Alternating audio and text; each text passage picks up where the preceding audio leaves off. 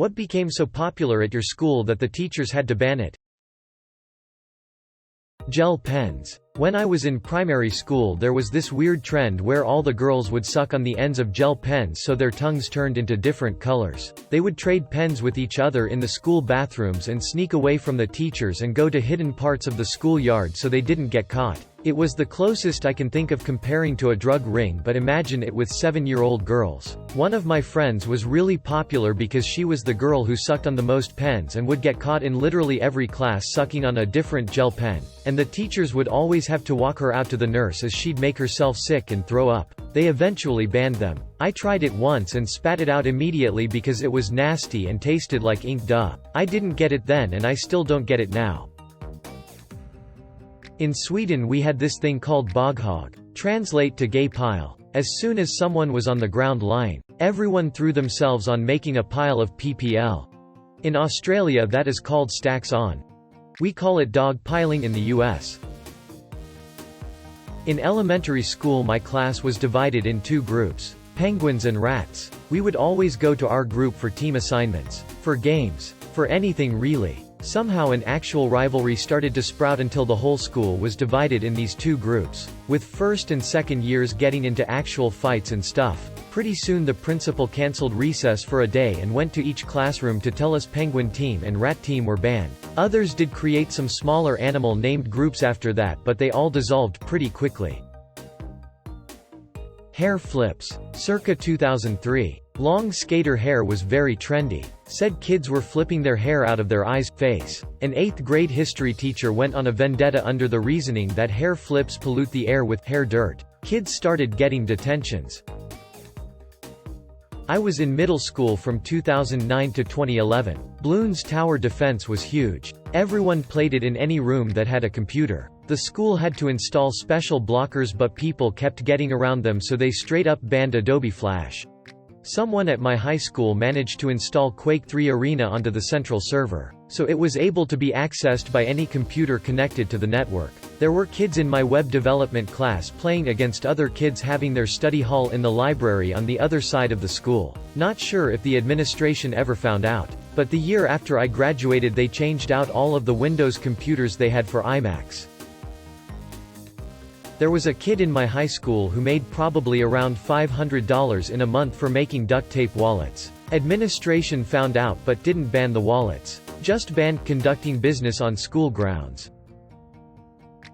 When I was younger, we played this where you draw a circle on your hand, and other people would try to draw a line inside of it. If someone was able to draw a line in your circle, then you were out. The objective of the game was to be the last one standing. It was small at first, but eventually almost everyone in my grade became involved, and it spiraled out of control. Chaos. Pure chaos. Kids were tackling each other, running away from other students, disrupting lessons, etc. Teachers eventually began to talk to us about how far our game had gone, and started banning it altogether. It was fun while it lasted, boys.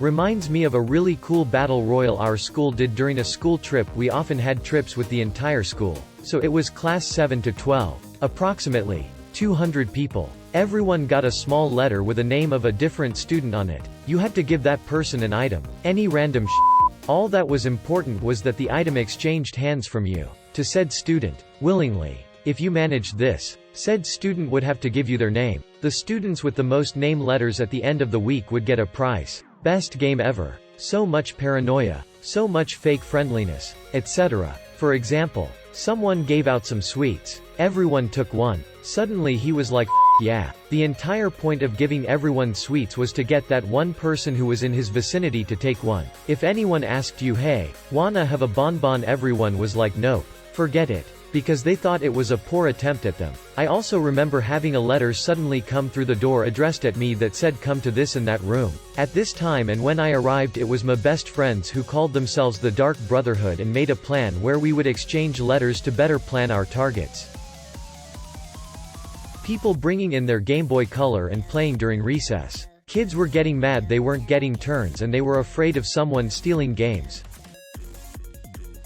Rulers. Year 10 in HS, for whatever reason someone decided to smack a guy across the head with a ruler. Then everyone went out and bought a ruler. Suddenly everyone was a knight with a sword. Staff kept confiscating them, but rulers are cheap, so kids just went out and bought them by the handful. They ended up banning rulers. At a school, the kids who were taking geometry that year and needed them had to be assigned rulers at the beginning of class and then turn them back in.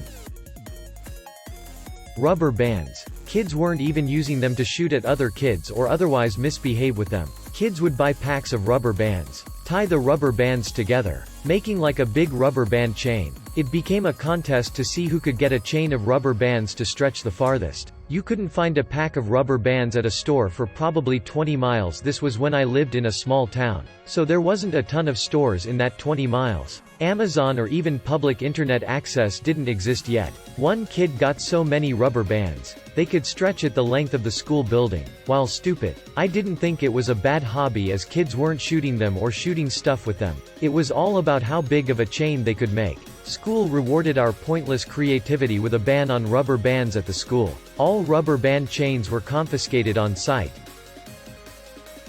I was in high school when cell phones finally became accessible enough for most people to have one. It took about a week of senior year for them to declare that no phones were allowed anywhere on school property. Putting condoms on everything. Pens, people's heads, arms, bags, shoes, smart board remotes, baseball bats, clocks, balls, literally anything. The best bit was that the school gave out free condoms. They were fueling the opposition. After a week, there was a ban on condoms being out in public. Anyone seen with a condom that wasn't in their bag or blazer was immediately given a detention. When I was in elementary school in the late 90s, there was a fad where we would collect Absolute Vodka and Milk Mustache ads in binders similar to Pokémon cards. It was savage. Kids would bring in magazines by the dozens and just strip out the pages with the ads on it. School banned them because it was such a massive distraction. Non-clear lunch boxes. Someone kept bringing booze into the school and started a whole trend. Yu-Gi-Oh! Used to be everyone would show up an hour before school started and we'd play until first bell. Then some little named Tyler decided to wager one of his cards and he lost. He ran to his mommy crying about it and then no more Yu-Gi-Oh! You Tyler. Don't bet something you aren't willing to lose. Tyler. Had a kid do the same thing because he wanted to be a rare hunter. Wanted to wager, so I did. My dark paladin for his red eyes black metal dragon, I think. He lost. Cried home. Was told to give the card back. But I won. So it was either give the card back and people can play, or don't and no one could. Gave it back. Still banned the game. Was super pissed about that one. The kid that started a Tuckshop out of his locker. Went to a wholesaler's. Bought some stuff. Sold it. Used the profits to buy more. Repeat and repeat until he's now staffing a child guard to stop shoplifting. And renting other people's lockers for stock overflow. Our classroom just became kids queuing to buy sweets and energy drinks. Sometimes a line so long in 15 minutes he couldn't get everyone waiting served. Then, bam, banned. No selling anything on school property. Pretty much just aimed at this kid. Dude ended up stabbing someone. Got expelled. No idea where he is now. But think his shop getting banned and being replaced with an overpriced healthy staff-run tuck shop squashed his entrepreneurial spirit. Coolmath.com was recently blocked at my school. Well, to be fair, about 90% of the site isn't actually maths related. There was a game called Get Down Mr. President where everyone in an area would put their fingers to their ears like the Secret Service and the last person to do it would be tackled. It could start at any moment and would end up in a dogpile in the hall. I'm not gonna lie. I'm in my 30s and now that I know that's a thing, I'm starting that shit at work tomorrow. We are only allowed to have €2 money for bus. If a teacher that even cares caught you, the teacher would be allowed to take the money and keep it. This was changed due to making it a crime. One time a teacher took €75 from a student. Luckily she was forced to give it back. What the is the reasoning behind that? What trouble could you get into with €2? I don't know how they go €2 specifically, but they probably wanted to prevent students from carrying enough money to buy drugs. Ah yes. Because the students buying drugs are definitely going to follow your stupid rules.